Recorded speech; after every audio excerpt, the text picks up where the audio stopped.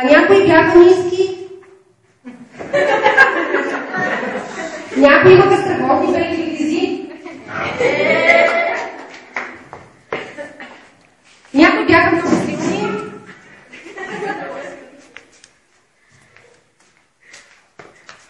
Някои бяха облечени обикновено, а други бяха облечени като манекени.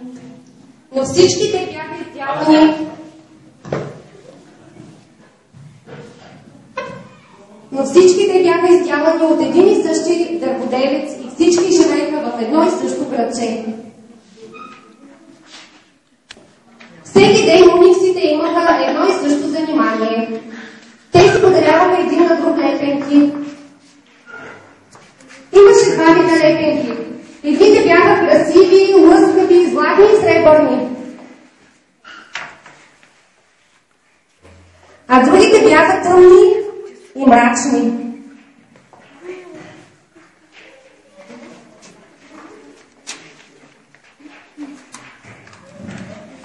По-хубавите уникси, чието коси бяха дълги, получаваха най-много звездички.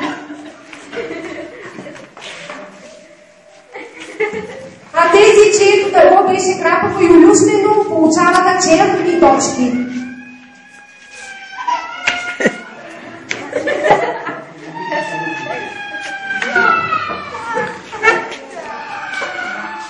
Един от тях беше Панчинело. Ела, Панчинело.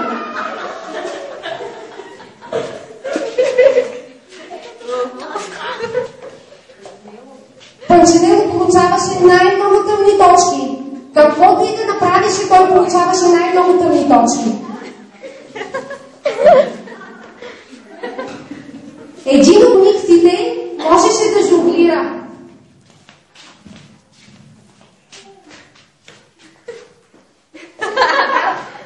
Когато този уникс направише номер, всички му залепяха звездички, а някои точки, защото не го харесваха. А имаше един уникс, който имаше невероятен талант с футболната топка. Някои от завист обаче го залепваха и на него черни точки, а други златни звездички. Панчинело обаче в нищо не се вписваше.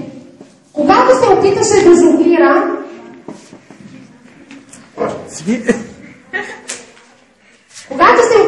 жонглира, той изпускаше всичко на земята.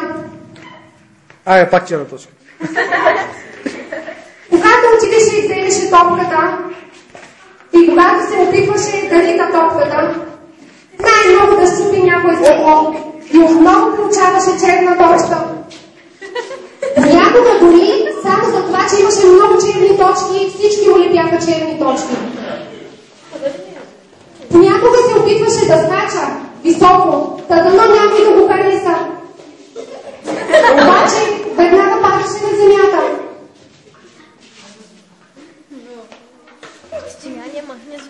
И дълба фаняла. Сам се заслужил да има дълба черни точки, си шушукаха другите уникси.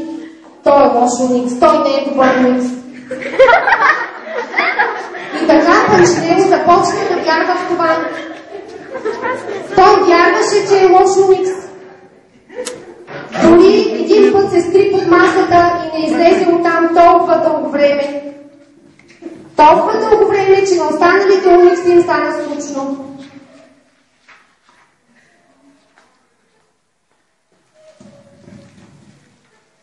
Понякога той излизаше оттам, но търсеше и други такива като него, които имаха черни точки и с него се чувстваше по-добре.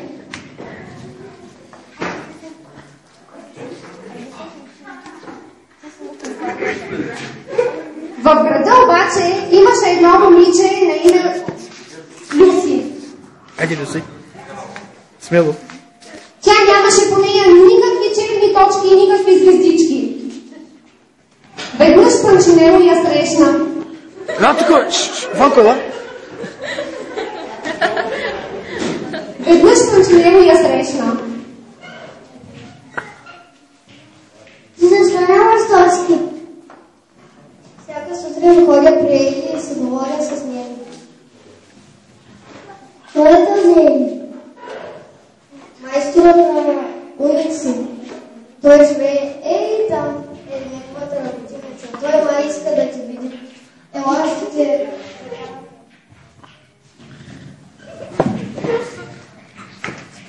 И така Панчинело и Люси тръгнаха към работилницата на Ели. Обаче работилницата беше толкова голяма и страшна и Ели беше толкова огромен.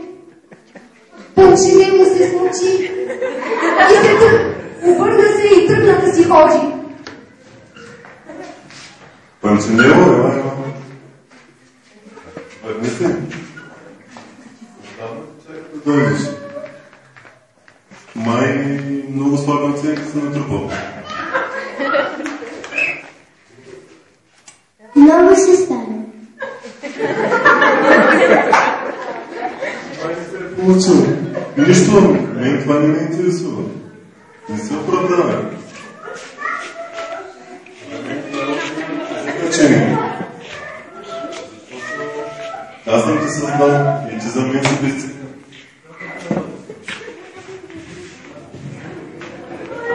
После Ели взел Панчинело и го поставил до него на масата.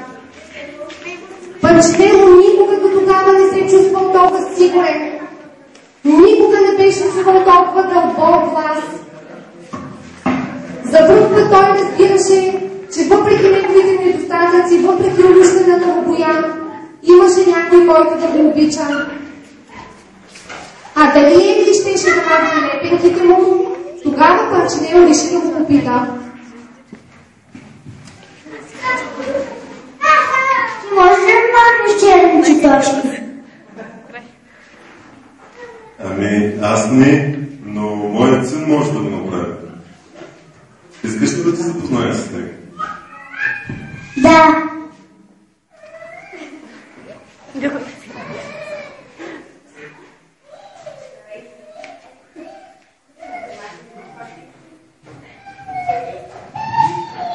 Панчинело преди много се беше опитвал да си махне черните точки, но не можеше, те бяха толкова здраво залепнали по него. А сега се появяваше един, който с лекота ги махаше. Къде ли щеше да ги занесе тези черни точки?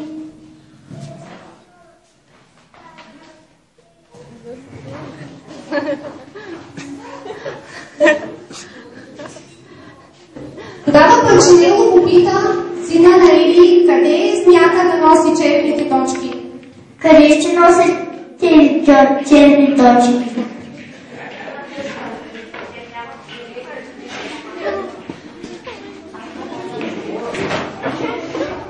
Ще ги занеса на кръста. За теб те няма значение. Тогава синът на Ели хванал Панчинело за ръка и тръгнали обратно в града пред другите уникси, за да видят всички колко изчистен беше Панчинело от тяхното мнение и как за неговия създател няма значение какво мислят другите за него.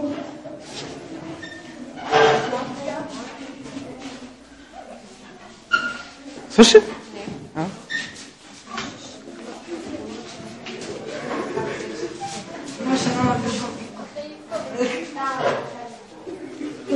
Остана едно. Запомни, Ели не прави грешки. Ти си скъпоценен.